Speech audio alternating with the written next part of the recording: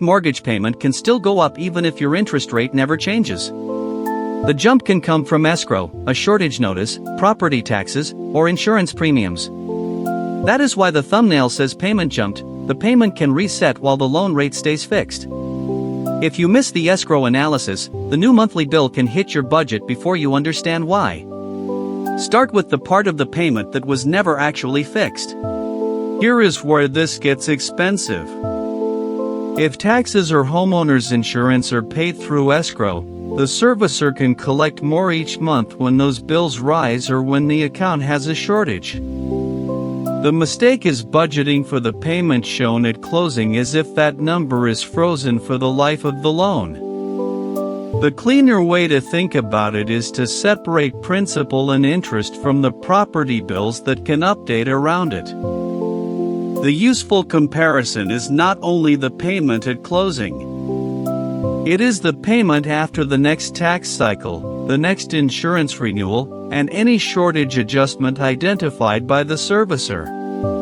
The mechanism is not complicated, but it is easy to miss. Instead of paying one large property tax bill or homeowner's insurance premium yourself, a portion is collected through the lender or servicer every month.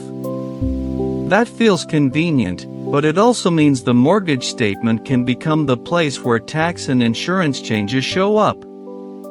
A buyer may never write a separate check to the county or insurer, but the money still has to come from somewhere. Homeowners should also compare the escrow analysis with the actual county tax bill and insurance declaration, because a data error can look like a legitimate payment increase until the documents are placed side by side. A new homeowner might see a payment rise because the property tax bill changed, the homeowner's insurance premium changed, or the escrow account did not have enough money to cover the next bill. That shortage can then be spread into future monthly payments. A $150 or $300 increase may not sound dramatic on paper, but every month it changes the real affordability of the house. Over a full year, that kind of increase can become a real cash flow problem for someone who bought at the edge of their budget.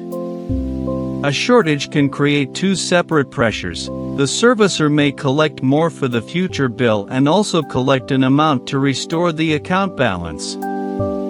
That combination is why the change can feel larger than the tax or premium increase alone. One surprise happens after the home changes hands. A buyer may budget from a previous owner's tax number, then later face a reassessment or a new local tax value.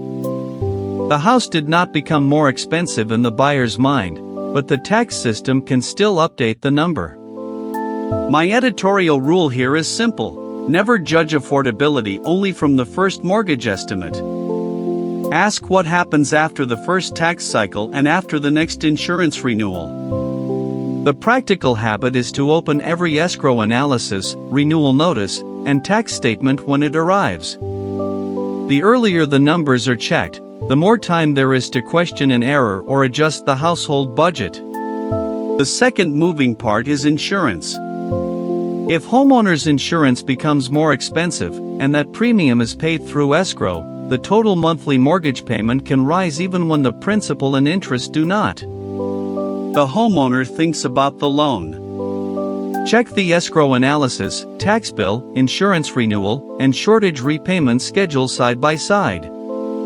This is general education rather than personal mortgage or tax advice, but it turns a vague surprise into four visible components: principal, interest, taxes, and insurance. The document to watch is the escrow analysis or escrow shortage notice.